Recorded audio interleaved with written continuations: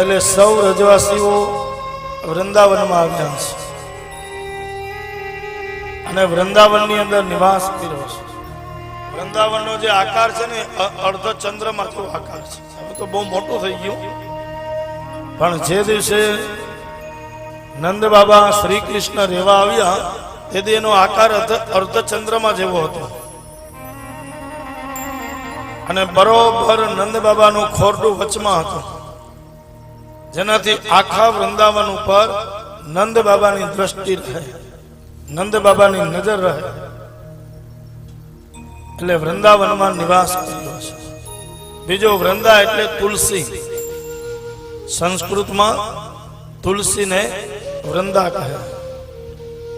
એટલે વૃંદાનો એક અર્થ થાય વૃંદાવન એટલે તુલસીનું વન, અને જ્યાં તુલસીનું વન છે ત્યાં ભગવાન શ્રી કૃષ્ણ વ્રજવાસીઓની સાથે રહેવા લાગ્યા. એટલે વૃંદાવનમાં પ્રયાણ કર્યું, વૃંદાવનની અંદર સવે નિવાસ કર્યો. આજે પ્રભુ 7 વર્ષના થયા છે.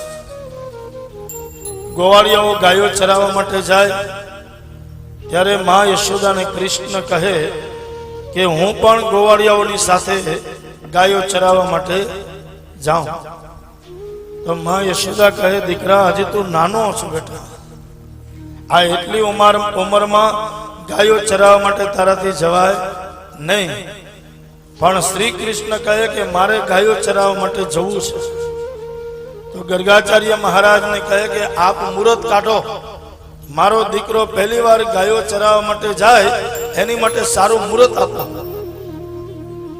એટલે સુંદર મજાની અષ્ટમી, જેને આપણે ગોપાલ અષ્ટમી કહીએ, એ દિવસે ભગવાન પહેલી વખત ગાયોને ચરાવવા માટે જાય.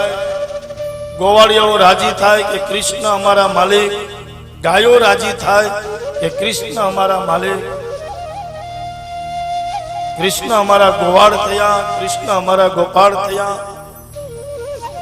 એટલે એક એક ગાયને આનંદ છે, એક એક ગોવાળિયાઓને આનંદ છે.